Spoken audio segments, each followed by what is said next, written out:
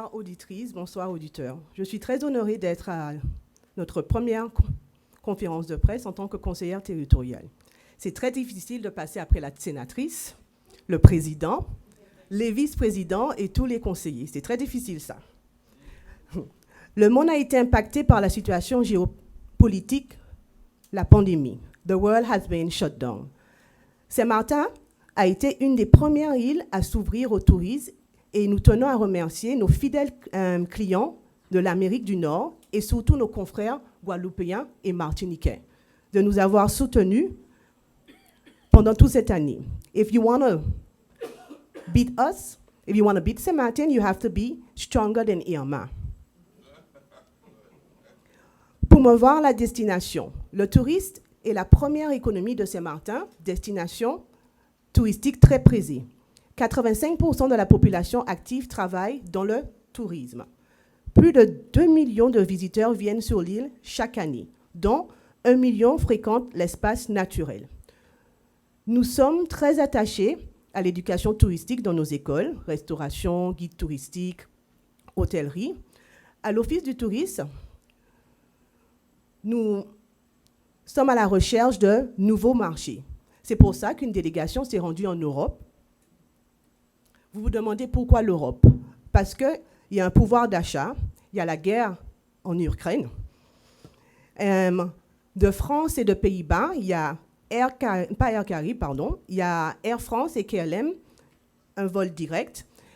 Un projet à réaliser, c'est The British Airways, qui dessert directement de Londres, Saint Kitts, Nevis, la Barbade, Aruba et la République dominicaine. Quand nous vendons Saint-Martin, nous vendons un package. On veut passer 10 jours à Saint-Martin. On peut dire qu'on peut partir à Saint-Barth pour une journée, partir à Anguille pour une journée, mais aussi partir juste à côté, on the Dutch side.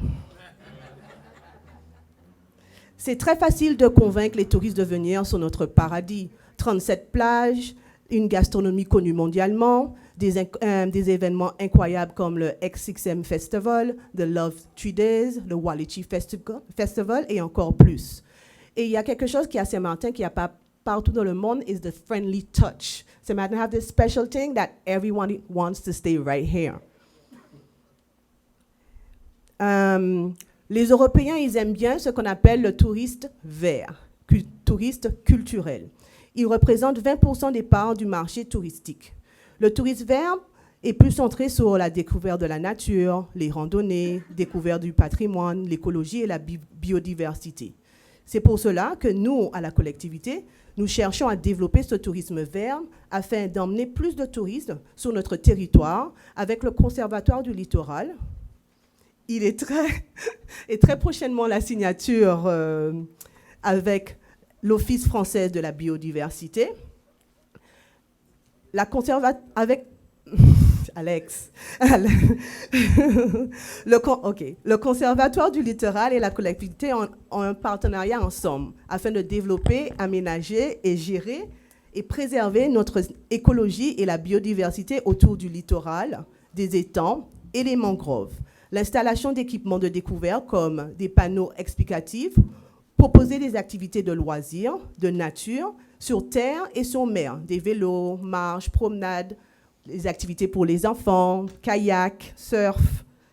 Comme l'exemple qu'on a fait, la collectivité, le Conservatoire littoral et les associations saint-martinoises comme Nature's at the Keys, ils ont signé une convention ensemble afin d'aménager le territoire et à animer le territoire et on va faire plusieurs actions comme ça. La collectivité s'engage à rénover et à valoriser plusieurs sites patrimoniaux, comme la plantation de Mont-Vernon, superbe, la prison, le fort Louis.